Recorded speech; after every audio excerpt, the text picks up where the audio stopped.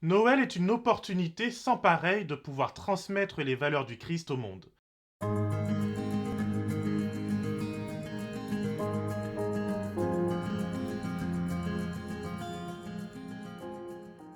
Une fois par an, les chrétiens peuvent publiquement apporter la bonne nouvelle de Jésus-Christ au monde dans un esprit de fête et de joie. Noël est une célébration de la personne de Jésus, cet Emmanuel, ce Dieu qui habite au milieu de nous.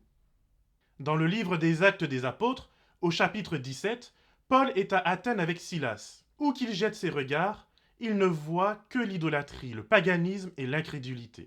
Pourtant, c'est au milieu de cette situation que la grâce de Dieu pourra abonder à travers son ministère.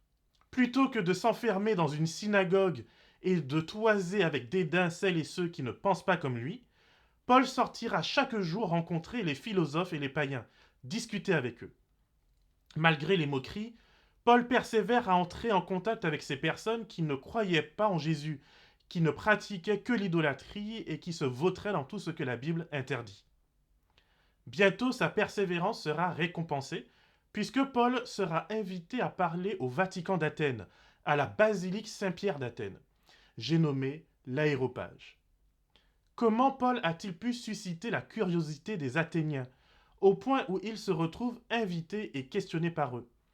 Qu'y a-t-il de commun entre Paul et les philosophes païens d'Athènes, pour que ces derniers demandent à l'entendre?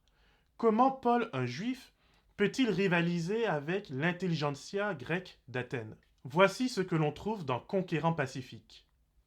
Les hommes influents d'Athènes ne tardèrent pas à apprendre la présence dans leur ville d'un singulier docteur qui enseignait une doctrine nouvelle et étrange. Quelques-uns d'entre eux cherchèrent à le rencontrer et à s'entretenir avec lui. Bientôt, une foule de gens se rassemblèrent autour d'eux. Certains se disposaient à ridiculiser l'apôtre, dont le niveau intellectuel et social, croyait-il, était bien inférieur au leur. Ils se moquaient de lui en ces termes. Que veut dire ce discoureur? D'autres, l'entendant annoncer Jésus et la résurrection, disaient: il semble qu'il annonce des divinités étrangères. Parmi les hommes que Paul rencontra sur la place publique, se trouvaient quelques philosophes épicuriens et stoïciens. Ceux-ci s'aperçurent bien vite, ainsi que tous ceux qui entraient en contact avec l'apôtre, qu'il possédait une somme de connaissances plus grande même que la leur. Sa supériorité intellectuelle commandait le respect des gens cultivés, tandis que son raisonnement logique et serré, soutenu par la force de son élocution, tenait ces hommes suspendus à ses lèvres. Ses auditeurs se rendirent compte qu'ils n'avaient pas affaire à un novice, mais à un homme de taille à affronter toutes les classes de la société, en se servant d'arguments convaincants pour étayer ses doctrines. Ainsi, l'apôtre ne perdait pas contenance lorsqu'il rencontrait ses contradicteurs sur leur propre terrain. Il savait opposer la logique à la logique, la philosophie à la philosophie, l'éloquence à l'éloquence. Ses adversaires païens attirèrent son attention sur le sort de Socrate, qui, pour avoir voulu prôner des dieux étrangers, avait été condamné à mort. Ils lui conseillèrent donc de ne pas risquer sa vie de la même manière. Mais le discours de l'apôtre captiva l'attention du public, et sa sagesse sans affectation imposa le respect et l'admiration. Il ne fut réduit au silence ni par la science des philosophes, ni par leur ironie, et comme il persuadait ses auditeurs qu'il était déterminé à accomplir une mission parmi eux, quoi qu'il dût lui arriver, ils décidèrent de lui prêter une oreille attentive. Ils le conduisirent donc sur la colline de Mars, l'un des lieux les plus sacrés d'Athènes. Les souvenirs que ce lieu évoquait étaient tels qu'on le considérait avec une révérence superstitieuse, allant jusqu'à la crainte dans certains esprits.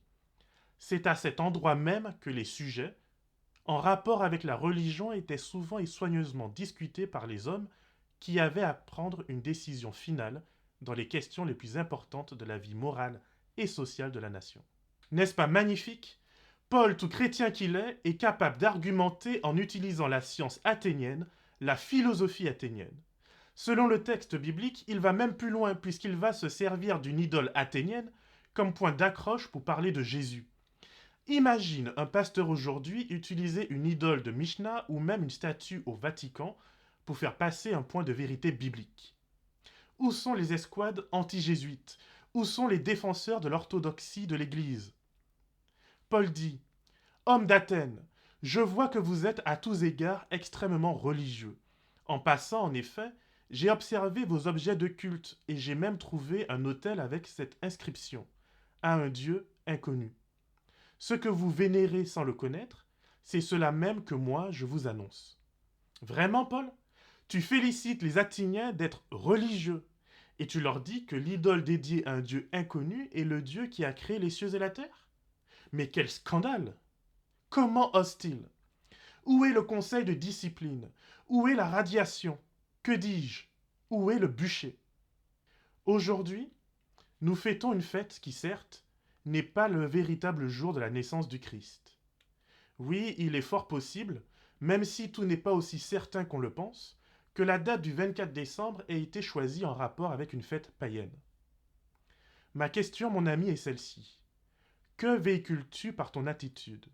Penses-tu qu'il soit préférable de se couper du monde, de passer à côté d'une opportunité de leur expliquer le vrai sens de la naissance de Jésus? Penses-tu qu'il soit nécessaire d'envoyer à tes amis sur Facebook une énième vidéo qui explique les origines païennes de Noël?